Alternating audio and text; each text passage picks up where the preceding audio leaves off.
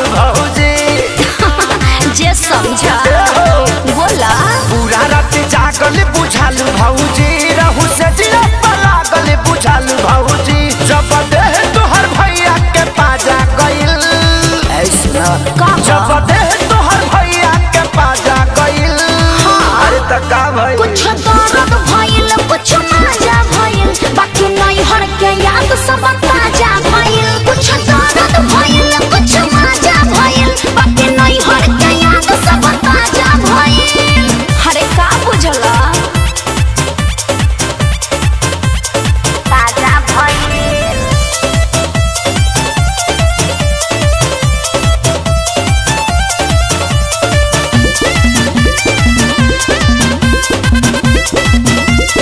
दिल बाड़ू पहिला ही के तू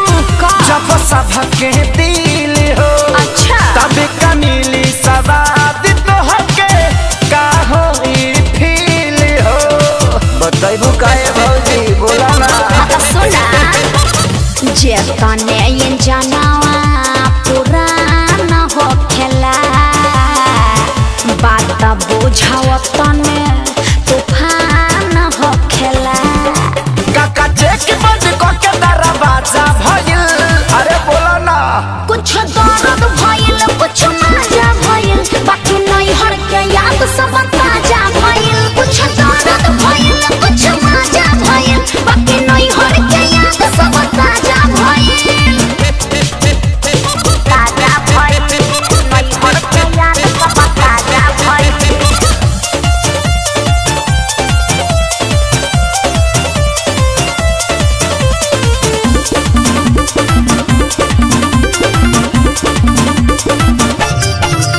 अब पता चलल बाड़ू तू पहिले के खिलाड़ी हो गाड़ी एक्सीडेंटल पवले सच कुंदन खेसारी हो पता चल गए भौजी